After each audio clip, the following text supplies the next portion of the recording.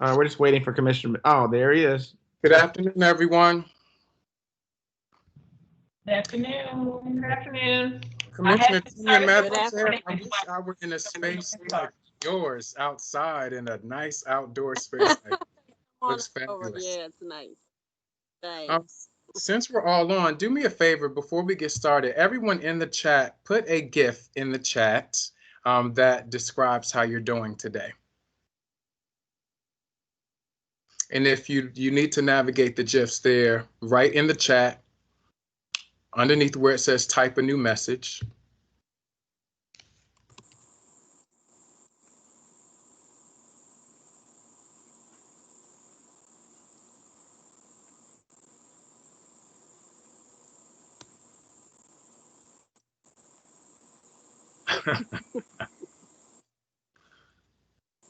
Oh, I love them.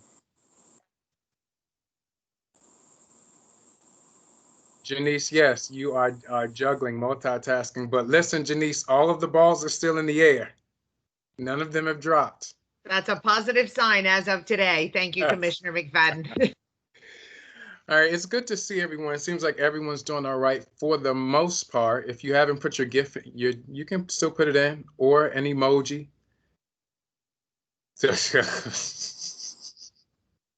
I'm loving it. Okay, good. So it seems like everyone is in good and positive spirits today. Let's get started with well, first, let's call the meeting to order. It's our August Teaching and Learning Committee meeting for the Board of School Commissioners, Baltimore City. We're starting officially at 3:33, and we are going to open with our school leadership pipeline update.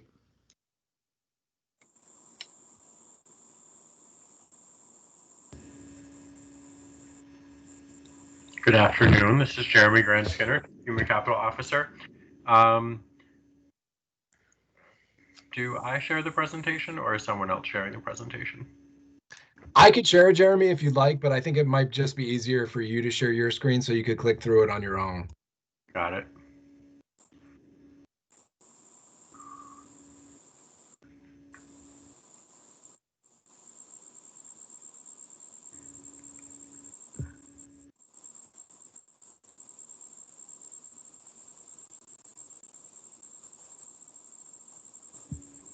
I will just share my screen.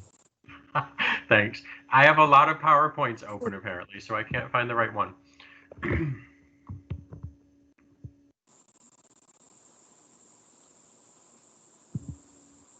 Thanks for that, Joe. So we give a couple of times a year an update to board committees on both teacher and principal pipelines, and we wanted to provide an update this year focused even more exclusively on the way we are building an internal pipeline into the principalship, and what the activities are that we're engaged in and what the progress has looked like over time for this.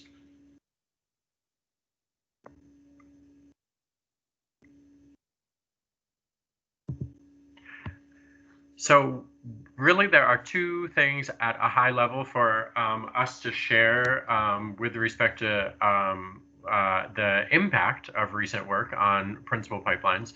So the first is we have managed to minimize the turnover of our most effective principals. So this is the second year in a row that we have retained 100% of our highly effective principals. So those principals who are rated in the highest category based on their performance from one year to the next. So this is from the 2018-19 school year to last school year, and then from last school year to this upcoming school year. So we're certainly excited to keep those principals who've been doing the most amazing work in our schools. And then at the same time, we have been increasing the percentage of our first-time city schools principals who are coming from other positions in city schools.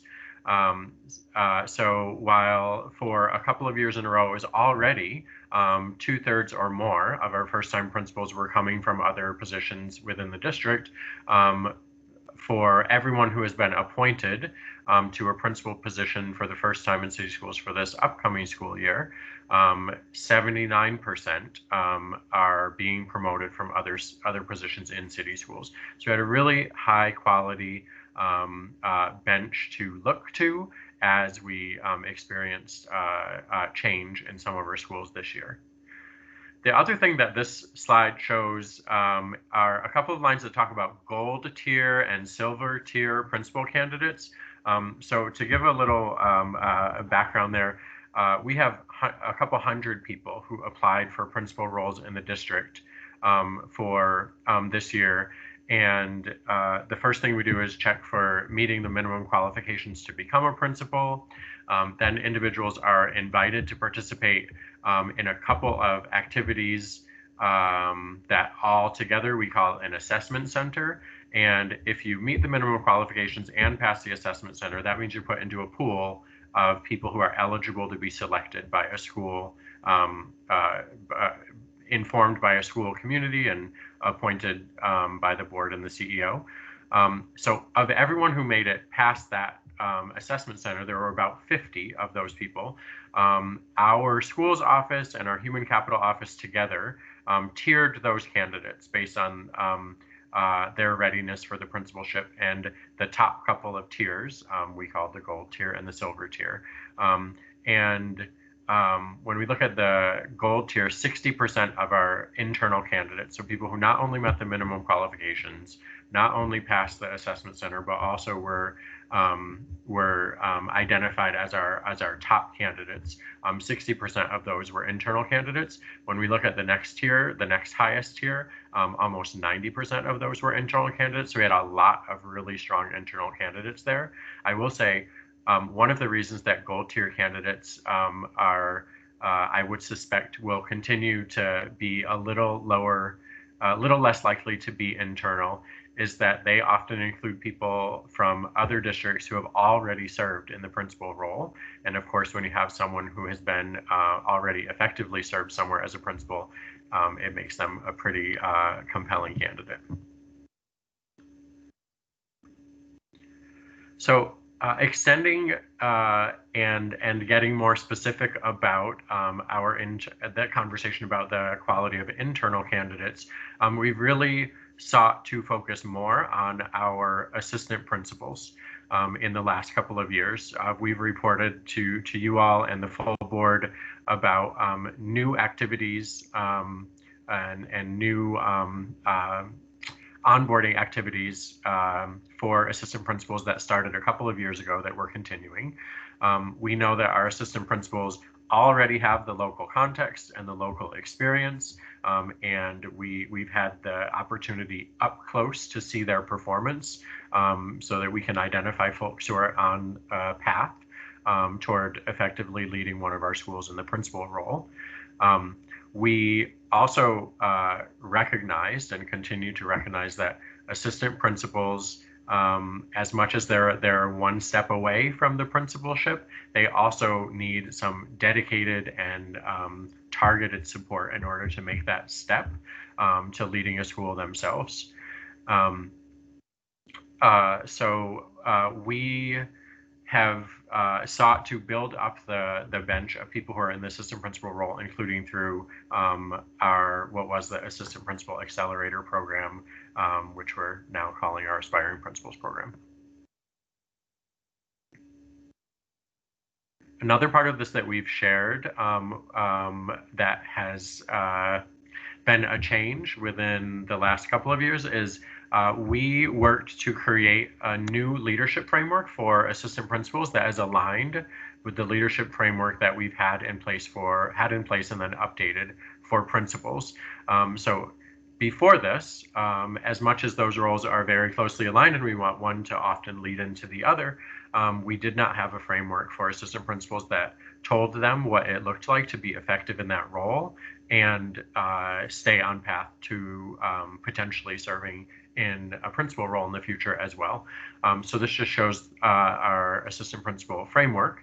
And then on the next slide, you see that we just received the results from our first year using a new assistant principal evaluation. So with Pizzazza, we worked to develop a new our assistant principal evaluation system using that leadership framework that you saw on the last slide. The real benefit here, outside of the details that you see on the slide, is that we now have insight, not just from someone's own supervisor, but as a system, we have insight into different levels of performance among our assistant principals.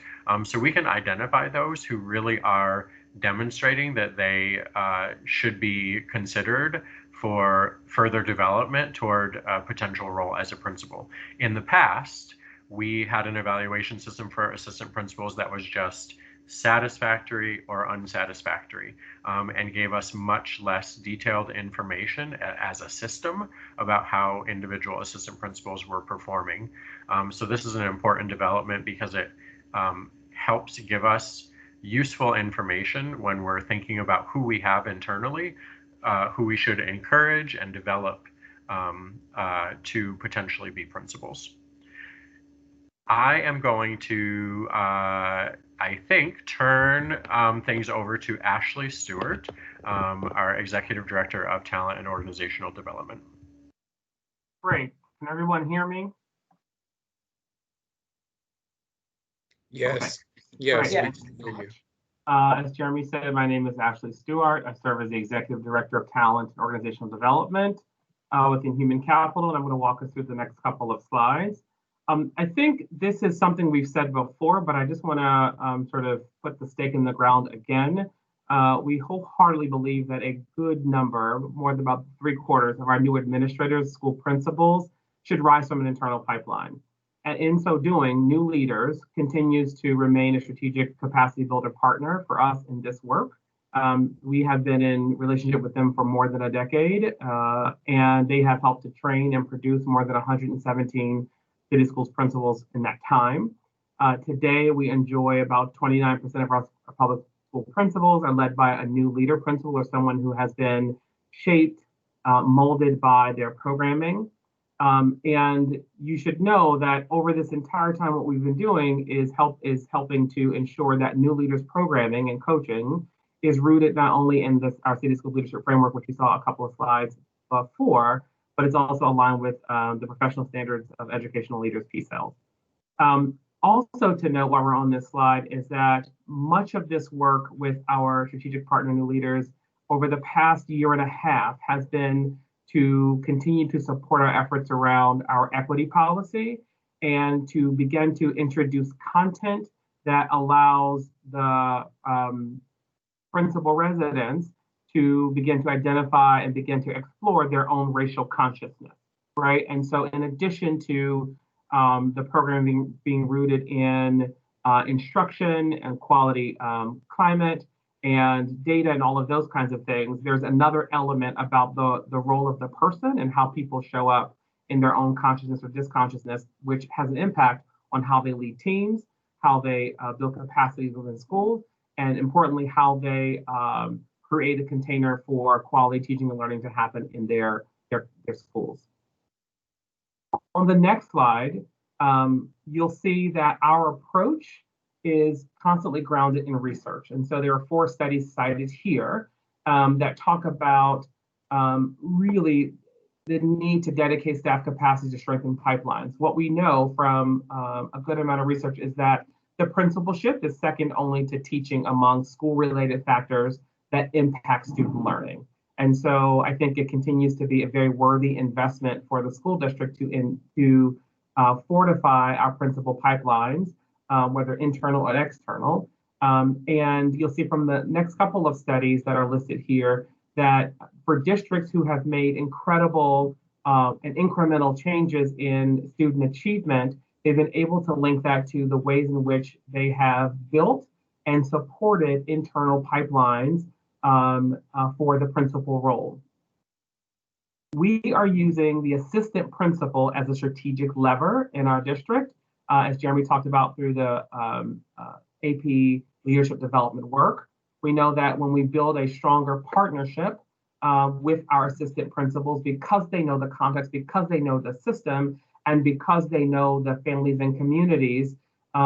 The work we can do with them is much more targeted than if we were bringing in folks who, and we do, but not sort of at the scale, people who are sort of outside the district and have a different kind of learning curve. So our cultivation of assistant principal talent and people who may not be assistant principal, but go through the principal pipeline, I think really speaks to not only our commitment, but the importance of ensuring that there are instructional leaders at both levels, assistant principal and principal level, to help continue to make sure that our buildings and our schools have leaders who are capable of stepping in if there's an absence, moving to another school if necessary, and most importantly, their ability to be day one ready when it's time for them to step into that role. Now, there are many different research studies out there, but those are just four I wanted to highlight for you all. On this next slide, you'll see our mention of our recent and longstanding work with the Wallace Foundation out of New York City. I think that their partnership has greatly influenced the ways in which we have been improving our principal pipeline, not just sort of on the edges, but also in the substance of our work. What I'll say here is that the Wallace Foundation has tested and explored and put out a 7-series or 7-domain pipeline around what a quality principal pipeline should look like, the indicators for success at each of those levels of domains, as well as tips and white papers on how to build and fortify a principal pipeline in the district context. That has been a guiding force for this office for the past 2 years. I will say that in the past year, we have partnered with the Equity Office, the Achievement Accountability Office, and the Schools Office in multiple sort of district learning opportunities where we have engaged in conversation, dialogue, and in some cases peer consultation with more than 90 to 94 other districts across the country. Here you'll see on the slide the 4 opportunities that we've had to do some more thinking and learning with our colleagues across the country. The first is the ESSA Leadership Learning Community that helped us to leverage our principal development interventions around school turnaround.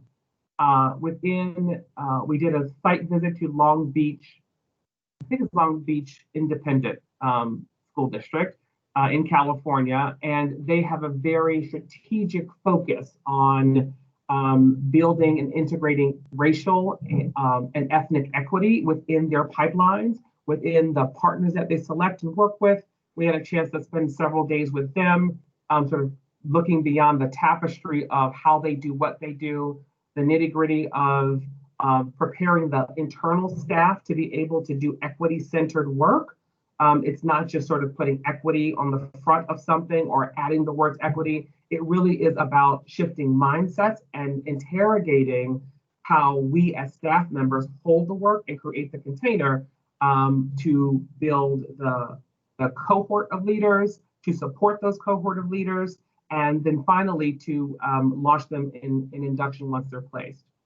The last 2 are the Principal Pipeline Learning Community, which I talked a bit about, and then the Wallace Exploratory Study. Dr. Durant mentioned the Wallace Exploratory Study in her presentation to the board a couple of nights ago when she did the update on what's happening in the Office of Equity. I'll say just a bit about it here. The Wallace Exploratory Study is an active activity where we have partnered with the Office of Equity and with several other districts around the country to begin to do a deep dive in the various levels of our principal pipeline, all the way from the communication and the standards up through evaluation, have begun to really think about what it means to have an equity-centered principalship and an equity-centered pipeline.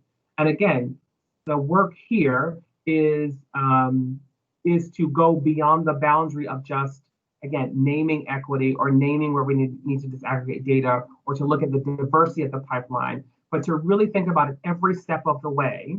How are we either disrupting an inequitable practice? How are we modeling that? Or how are we actually being complicit? And so again, this is about fortifying the development of the staff, and also about really interrogating how we bring in principals, how we support principals.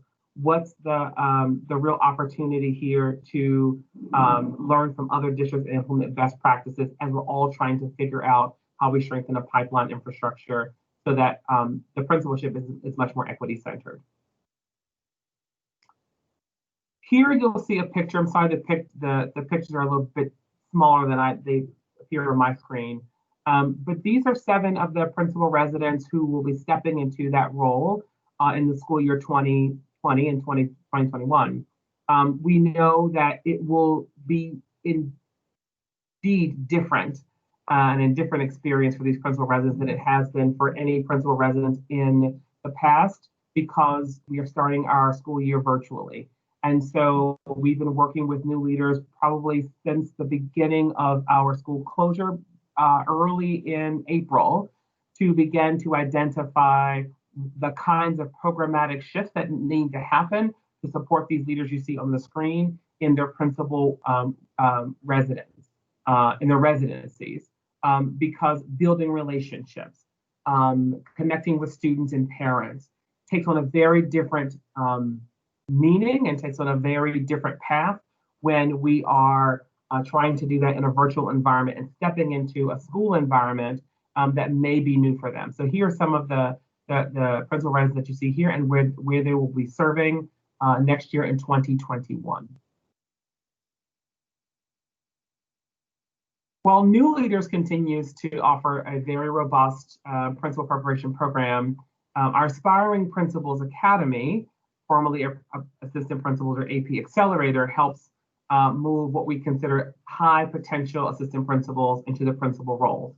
This slide really talks about the substance or the design elements of what that Aspiring Principals Academy looks like in terms of its alignment to our leadership framework, the embedded coaching, the capacity building, the building of your muscle through an embedded capstone project that has to use data in real time.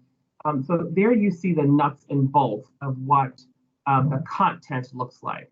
What I also want to share with you, however, is that what we've discovered in the past 2 years is that this program could be one that, for lack of a better term, creams the best assistant principals or the assistant principals who we think need the minimal support to prepare them for the principal role.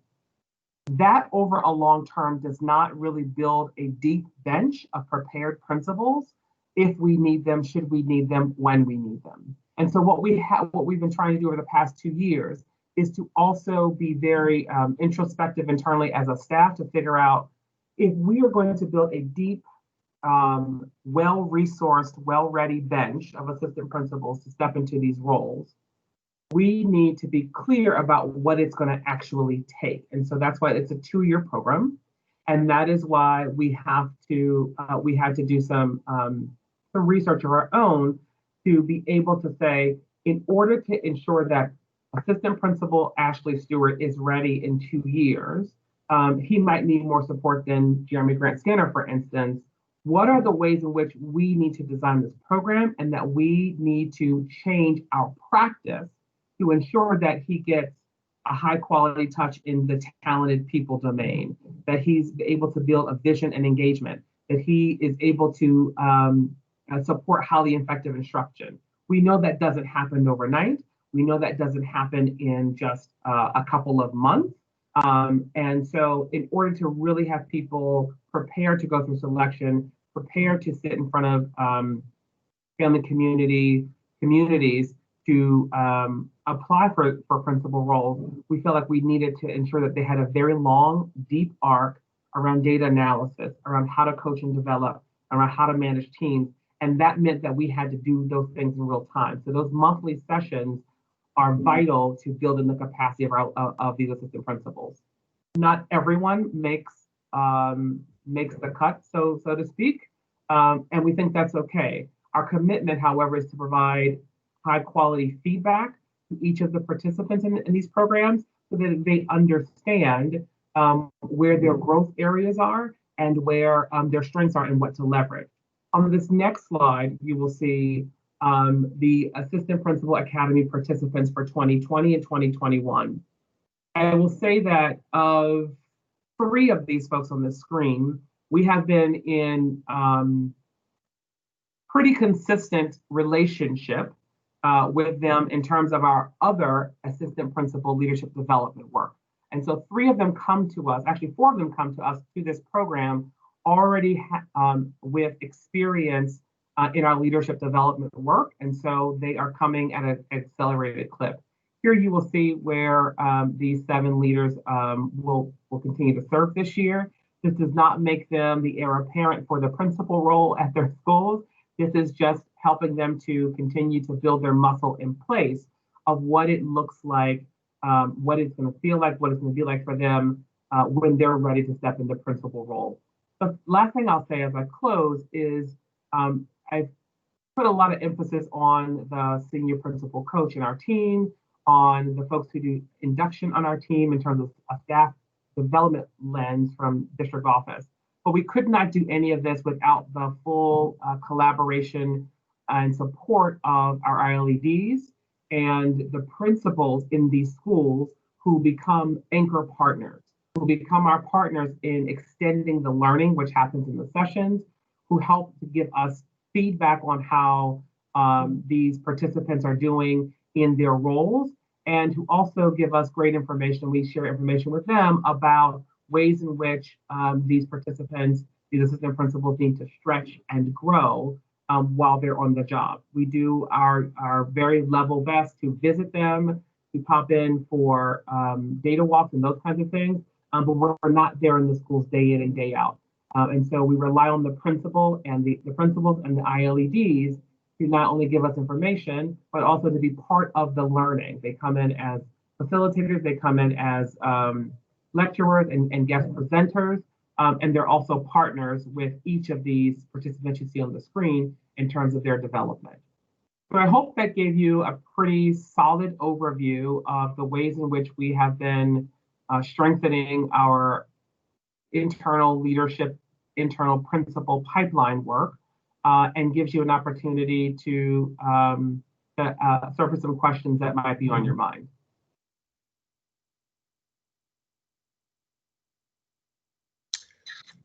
Thank you.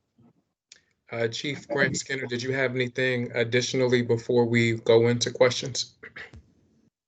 No, we're happy to answer any questions you have. Great. I'm going to turn it over to my committee members. Are there any questions that we have or observations that we'd like to make on this presentation? Commissioner Chinya? Sorry, I had to remove my mute. I was happy to hear the last portion that you the discussion that Mr. Stewart just did around the anchor partner principles.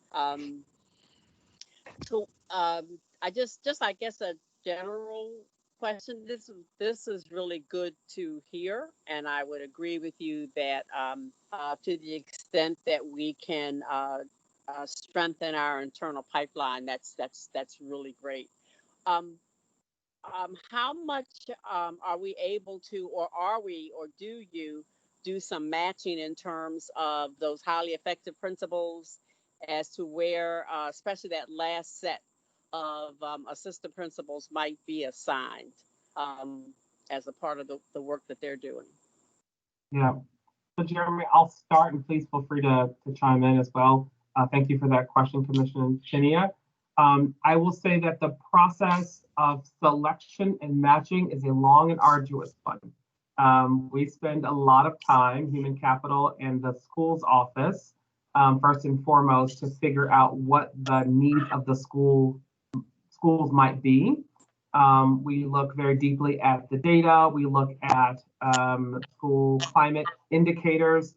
In addition to that, there is also information provided through the school family councils about what those constituencies say that they need in terms of a leader, what they might see as some areas of growth and hopefully opportunities to be a bit more to be more of an accelerant in their work. And so we take all of that and think about, then we look at the strengths of the folks in the pool, right? To see where there might be a match, where there might be candidates who might be able to step on the ground in Tench Tillman, but maybe not at Edgecombe, for instance. And so there's a lot of work we do at the central office level to figure out where people could potentially settle.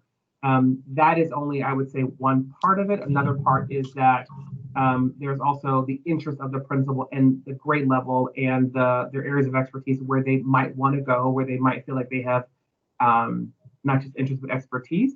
And then ultimately what happens is there are conversations that the applicants have with the school family councils. The school family councils make recommendations to the CEO. The chief human capital officer, the chief of schools, interviews each candidate. So there's a number of rigorous layers to figure out match.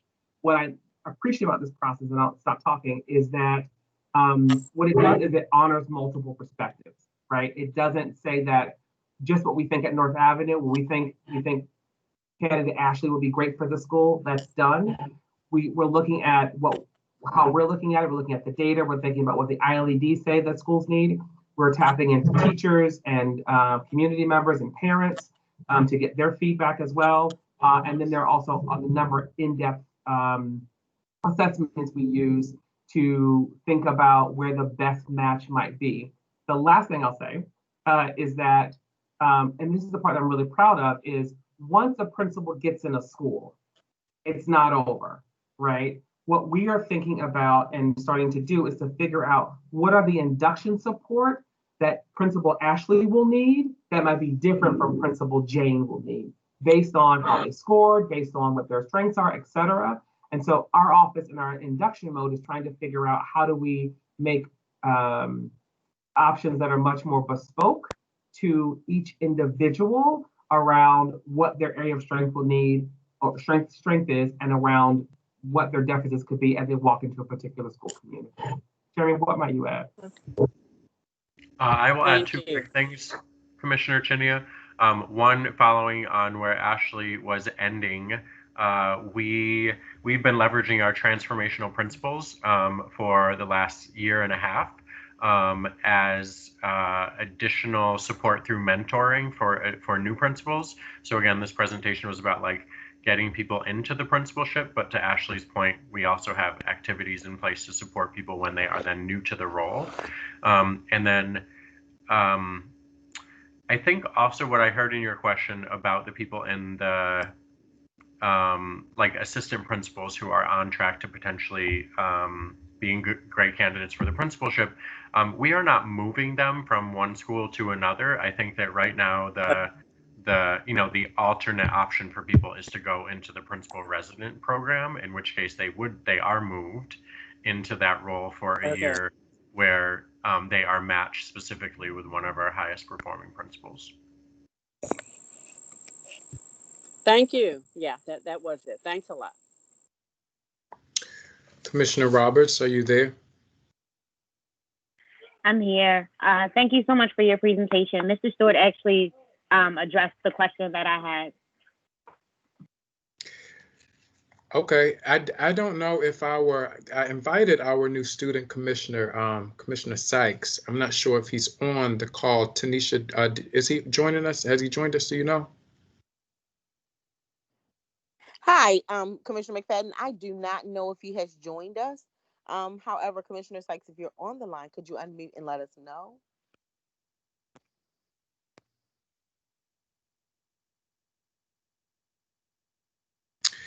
Okay, so a question thank you, Tanisha, thank you. I have a couple of questions.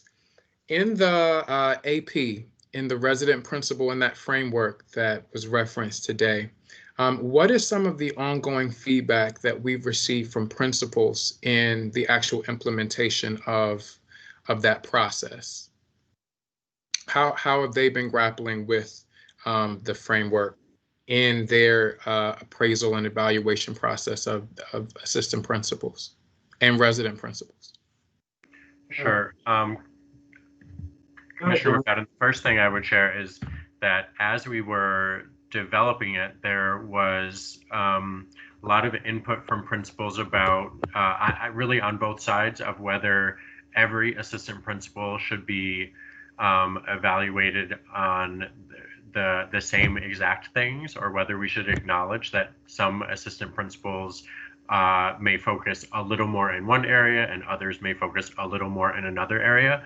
So the way that the framework was implemented is an assistant principal or principal resident with their principal was able to adjust the weights of those 4 domains that you saw in the framework to align with what their day-to-day work is. So there were minimums, so all of the components have to be included, but then they can shift the weights a little. And I will say that I think from principals and the assistant principals or principal residents they're evaluating, we've heard that struck the right balance of acknowledging that we want to evaluate people in a way that informs whether they're ready for a role that's the same principal, while also acknowledging that assistant principals, especially in schools with multiple assistant principals, often have different areas of specialization. Beyond that, I will say I really like your question, and we'll certainly have more to share in the future because we gave some late-breaking data to you there, since assistant principals have just principals have just completed their first ever evaluations of assistant principals and principal residents using that framework in the last 10 days. So I say I'm actually happy, just like Commissioner Chinya, I'm happy to hear the development of this and the rollout of this, and the different pathways that you all are working on to ensure that we're meeting the needs of all of our leaders. I think it's great. So I'm happy to hear that, and I'm happy to hear that we'll hear more information as this process evolves over the next few years. I think that's great. In the presentation, one thing that I wish that I would have, or we would have been able to grab more of or from, were just the impact of the pipeline on student achievement.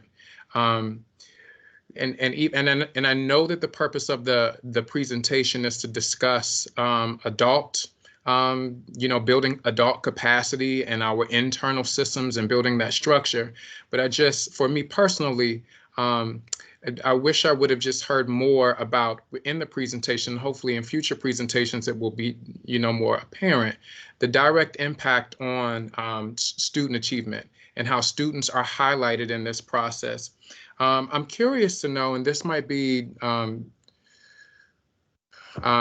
for something else, but you'll let me know. I'm curious to know how school leader evaluation ratings align to increase student achievement.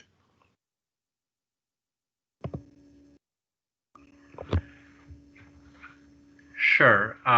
So I would say first, just in the components of the evaluation for both principals and for assistant principals and principal residents, there are student growth measures included. So like with teachers, those student growth measures have included a school performance measure and a student learning objective. So each principal and each assistant principal or principal resident creates a student learning objective. So this is based on district approved assessments for different content areas. And targets that are set for those, and then they track their progress toward those. And then for the school performance measure, it is a measure that compares schools' results for students, whether it's from state assessments, student attendance, both positive student attendance, also chronic attendance rates, parent survey data. All of those things go together to create the school performance measure, and then part of the rating is based on how your school, where you were leading, compares to other schools that are serving similar populations of students. So the ratings are informed 50%, in fact, by the data about student growth measures. And I will say, we're in an interesting space right now of figuring out what that will look like moving forward, because Sure. much of that data that those measures have been based on is just not available right now, or has been impacted significantly Sure. by COVID-19. Sure. And I think I would just imagine, I mean, seeing the amount of gold and star, leaders that we're, starting to see, and the amount of effective and highly effective school leaders that we have rated, I would also anticipate seeing an increase in student achievement data in general. It really is what I'm getting at. But I appreciate that. And I think Chief Jones sent over some information about the assessments and how we'll kind of be moving with those this year. And we're, of course, waiting for more guidance from the State Department and supporting us in that way. I appreciate that. You mentioned some things about the ILEDs, but what specifically it is the role of the ILED in coaching and supporting principals and assistant principals? Do they have a direct role and impact on that coaching and development? Are we contracting out for it? I'm curious to know what is their direct role in coaching and supporting the leadership development of principals and assistant principals? Sure. Organizationally, for a number of years now, we've had really a best in class ratio of ILEDs to principals, because the district made a really concerted decision to maintain a low ratio, which is, Ashley talked about the research and guidance from the Wallace Foundation, and they did a lot of research, and we're really highlighting the fact that principal supervisors had caseloads that were too large to allow them to actually fulfill the coaching and development aspects of their role.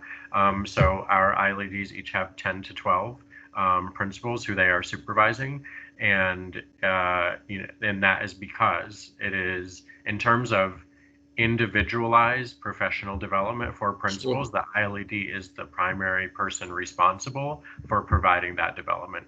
The Human Capital Office, folks from the Academics Office, and some contracts do support the development opportunities available to principals, but when it comes down to the direct one-to-one feedback, that really is the responsibility of an ILED. Can I just say one thing about that, Commissioner McFadden? Mm-hmm. I will say that when we did an initial review of current principals and where they are sitting in terms of their student growth measures and a number of indicators in terms of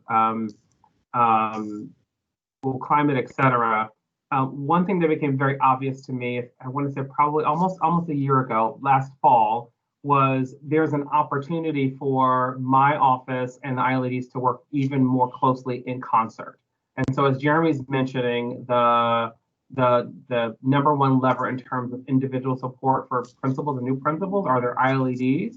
And so what we're launching this year is a senior principal coach role that will work much more closely with ILEDs to ensure that whatever, for our very new principals who are in some ways the most vulnerable of the core, what we're providing through leadership development and induction is actually pulling the thread on what ILEDs are coaching on, right? Or what ILEDs are feeling like they need support around. And so it's our job to make sure that we're coming to support them in that effort. And I think that there's a way in which there was some learning for us to see that there's this opportunity for us to work even more in an aligned way, instead of working in a way that we think these are things that they need. It's really, what does this particular principal need, and what is the ILED doing, and how can we support that ILED in those particular areas? Does that make sense? It is, and it's good to hear. It's good to hear that is happening and that we're moving in and supporting them and doing that. So I appreciate that. And then finally, because I know we have to get into procurement, it's a lengthy procurement agenda, as they typically are around this time of year. But just briefly, if you could talk about teacher leadership development in regards to the school leadership pipeline. Are we looking at ways in supporting teacher leaders, perhaps department chairs, or maybe some of our model and lead teachers? I'm not sure, or maybe folks that may be identified in school buildings that aren't quite ready for perhaps the aspiring principal program, but show potential in growing their capacity to supporting the leadership initiatives of the district. Can you all just briefly touch on that before we head over to procurement? Sure. What I'll quickly say is that one of the official ways that we support teacher leaders and sort of moving towards in the pathway of principalship potentially is our partnership with Towson University, which I think came before the board again earlier this year, to provide opportunities for teachers through an academic sense to pursue their Admin 1, right, as a step in. There are other less academic ways that we are supporting teachers, as you mentioned, through the model and lead processes and pathways. I see that Executive Director Lane is on the line. She and her team also have an informal but rather important strategic position called Academic Planning Facilitators, which is an opportunity for teachers in their school buildings to take on a leadership role around development and coaching and support for other teachers of their peers. And then finally, I'll mention our opportunity culture work that's growing across the district is creating roles at the multi-classroom leader that is giving teachers an opportunity to take on a much bigger leadership role in coaching, supporting, and helping to accelerate the achievement of students by working with teacher teams, coaching those teacher teams, taking on greater loads of students because they have the capacity. So these are just a couple of ways in which we have in recent years been supporting across the district, not just in human capital, the building of the leadership muscle leading from your seat while still staying in the teacher role. That could lead to other things or may not. Jeremy, what would you add? I would just add there are some other positions that are really on the, I would say, in like the academic pathway, where people move into other leadership roles that are focused on academics that ultimately make them really qualified candidates for the principal role. So roles that I think of are our academic content liaisons, our ACLs, are actually folks who have, gone through roles that have led them to this point where they really are our top math experts or our top literacy experts in the district. We have other roles like literacy coaches. So I think there are other roles that this question just makes me think about how we can be coordinated in ensuring that the pathway that ultimately looks like this sometimes, like someone, decides to go this way and then realizes that actually the culmination of all those experiences make them a really great candidate to be a principal. To think about how we can be even more coordinated about identifying those folks. I appreciate that. And I look forward to it. I look forward to the next update that we'll receive in whatever shape or form.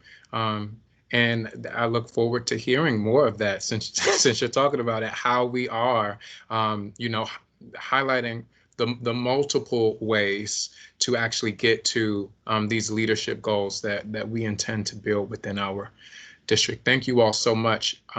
Do any of the commissioners have any additional comments or questions before we move on? No. Great, thank you all. Let's move on to procurement. Good afternoon, everyone. I'm Joe Vogel. I'm the interim director of procurement. There are 27 items today. Commissioner McFadden, would you like me to go through each So I know you have a 4:30 work session on school readiness, so, I could do whatever you'd like me to do. We can ask questions individually on the items. I would encourage those of us that aren't speaking mute for the sake of the feedback that we're hearing. I want to know specifically what is our approach, this is in general, to professional development offerings for the system. We see a lot of professional development options that are being put before us to consider. And I just want to know, and it's great that Mr. Stewart is still on, and our folks from the Human Capital Office are still on. I'm curious to know, like, what is the overall approach? Because there are a lot of professional development options being presented, but is there, I don't know, a streamlined approach to professional development for our schools and our teams? I know that schools are different, and their needs and the community needs are often different. And I'm assuming we're seeing a plethora of professional choices for schools to use. Elaborate on that, because a lot of today focuses on professional learning and development.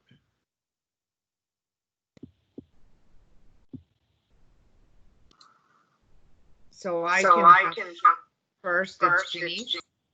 I don't know if everybody's on mute or not, but there's a really bad echo. So if you're not on mute and can mute, it might help with the background. Thank you. I can say, Commissioner McFadden, that we have been working very closely in partnership with Ashley Stewart and his team around the very question of what do we want professional development to look like across the district. So working on things like core competencies and identifying what are important for every employee in Baltimore City schools to experience and engage in. And then also looking at it from an angle of what do you need based on the expertise in the area where you serve. So whether you're an arts education, whether you're, a literacy teacher, whether you're a custodian, what kinds of services and supports are there for you around that work. And then we conduct our PQS process, where we have vendors apply, partners apply around their services. And then based on the content area or the area that they most focus on, we do review processes of, checking what are their, very similar to the question you asked earlier, what are the results they are getting in a context similar to Baltimore? What kinds of services do they provide? Is it something that aligns to the rigor and standard that we expect? And then basically work with them to have them on the list that is available to support schools. And again, sometimes there are partners that we'll work with, for example, when we work with Wit and Wisdom, and they do partnership work with us around professional development with Great Minds, because they are a curriculum partner. They often will be part of something like our systemic professional development. So as we plan for teachers ongoing throughout the year or for their academic planning, they partner with the literacy team and the math team to best design that PD. But then there are other partners like Teaching Matters, or a group that you see here, or EL Education, that are open opportunities, so that as schools do partnerships and they may have a small grant or dollars associated to what you said are their customized needs, they would be able to leverage those. So we really have a both and strategy that we're trying to make sure, but we're definitely looking for the quality and the rigor as part of the marking of what we're asking, both for their applications as well as for us approving them. Thank you for that. I'm going to lend some time for Commissioner Chinya, because we do have a 4:30, and she might have to jump over to the other, as I'm sure several of us will have to. But Commissioner Chinya, do you have any specific questions about the procurement agenda? I did not. In fact, what the question you just asked, that was the observation that I had made, that most of these procurements were around options for schools, looking at professional development in both the curriculum areas as well as in the SEL area. So that I was pretty okay with those. The one question I had, and I'm pretty sure it's a contingency one, was a specific one, and that was around North Bay, just given the fact that schools haven't opened in person. But I think I do understand why we're putting that one forward. But to your point, Commissioner Chinya, can we go there, Joe? I'm curious to know also. I would like to know why it's there. Commissioner Chinya has a good idea. But that was a flag for me too. I know we're probably not going to North Bay, at least right now. So what is the reasoning for that being presented at this time? Janice, you certainly can chime in here. These are all 3-year contracts from APQs that we recently put on the streets. And in their current situation, correct, we are certainly not going to be going anywhere. The fact that this is what we call requirements contracts, we certainly will have this in place for the time when we can do that. Matt, you have something to add to that? Yeah, this came from the Office of Teaching and Learning, so I thought I could give you a little more information, Commissioner, and I apologize for not wearing a collar. I wasn't thinking I would end up on camera. But it's always, better to have faces. So anyway, just to give you a little background on this PQS solicitation went out before March hit and school closures and everything else. So when the initial request went out, it was for business as usual activities at the school level, even into the review process when all the submissions of it had already been put in, or rather when schools closed and we shifted to virtual learning, all of the PQS submissions were already in and under review. So we reviewed them all, they're 3-year approvals. So we reviewed them all for approval with the idea that, eventually when we're back in person, there will be a need for services like these. So we should continue this process so that those are available. However, as you saw in the board letter, we're not required to spend funds with any of these organizations necessarily, and we have not committed to spending funds with these organizations necessarily.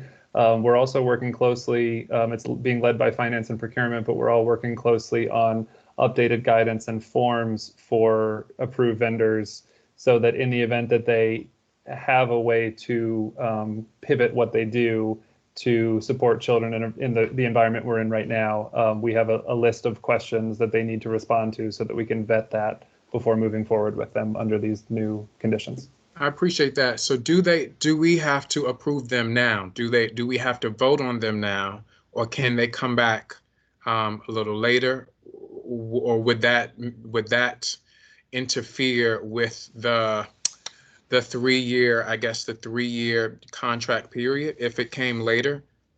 Am I making sense in my question?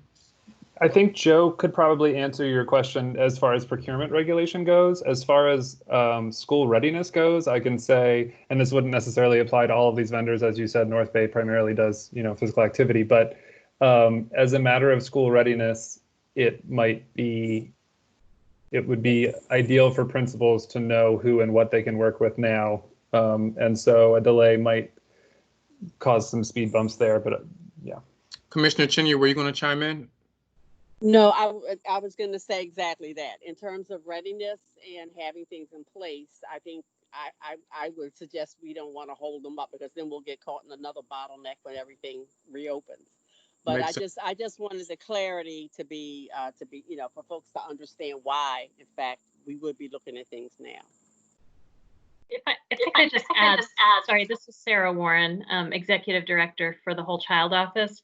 We are still continuing to have some conversations with folks like North Bay and Outward Bound about what it would look like, both to do work with them in a virtual setting, as well as, what it would take to be able to do some in-person work in small groups, especially with students who may be less engaged. So we're not ready to do it right now, but it's certainly something we'd like to be ready to do if we could figure it out with them, how we would do that in a way that really took into account health and safety measures. So it would be very helpful if we could get all of these folks who are coming through now approved so that we're ready to go if we do figure out those mechanisms for working with them. Understood. Understood. Thank you for that. Commissioner Roberts, do you have any specific questions that are burning? I have several questions on some of the items. I'm going to send them in writing. But Commissioner Roberts, do you have anything pressing that you want to discuss or ask questions about right now? I do. I have two questions that are, to me, pressing. Yeah. This kind of piggybacks off of a little of what you all just talked about, but we started this conversation in the last operations committee meeting, and I wanted to pose it here.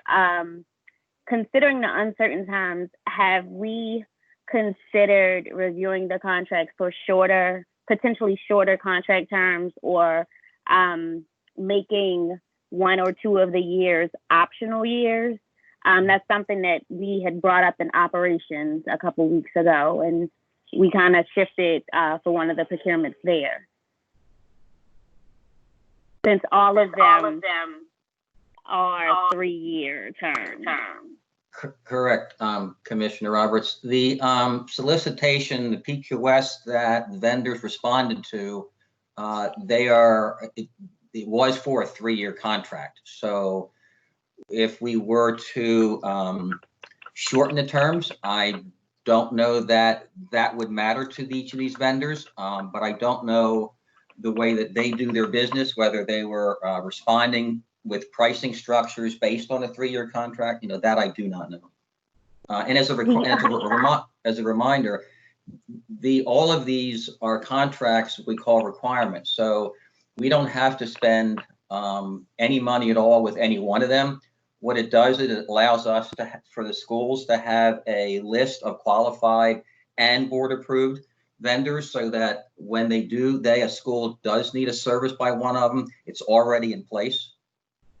So it's somewhat of a convenience to schools to know what vendors are out there, so when they do need the services, that they know who to contact. Got it. Thank you for that, Joe. I also just wanted to lift that conversation in this committee as well, around procurements that come before teaching and learning, around multi-year contracts, as we are really, unsure about how we're moving forward, to kind of give some attention to those multi-year procurements. My second question is about MBE. All of the procurements before us today do not have an MBE requirement, and we're looking at roughly $28 million. So that was a little unsettling for me, that of all of the procurements brought before us today, there's no MBE requirement.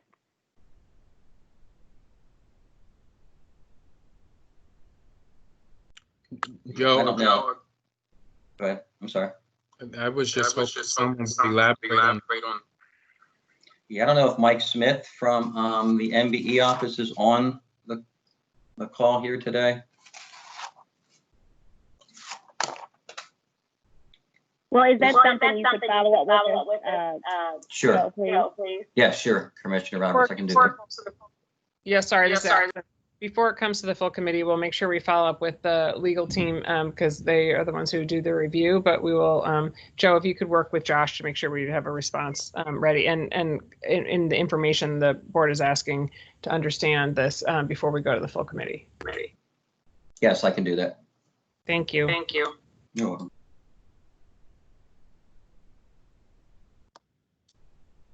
Commissioner Roberts, are you okay? Those were my two questions. I can send everything else. Okay. If it is a thank you to everyone that's been with us today. We're going to, is the committee okay with adjourning so that we can switch over to the next meeting? And Ashley Stewart, again, thank you for what you just put in the chat. And hopefully we can follow up and circle back on this soon, so that we can see more of that as it unfolds. I know that COVID has shifted, a lot of the work, but I definitely think this is important to at least have an update on of some sort. So I appreciate that. Is the will of the board okay with adjourning and switching over? Yes. Great. Thank you, everyone, for this committee meeting today. We are now adjourned, and we're switching over to our work session on reopening. Thank you. Thank you.